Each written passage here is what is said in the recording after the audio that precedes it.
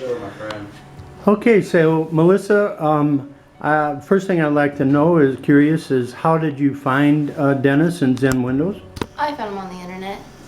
Internet, and did you kind of communicate back and forth with sizing, and how fast did Dennis get back to you on price? He informed us with everything that we need to know. He told us about the size of the window, and he came back with the price pretty fast. Pretty fast. And then the measurement came out, and in a few weeks, Eddie and his helper, the install people, came out. How did that go? Oh, it went really smooth with everything, with the measurements and everything, and then the installation.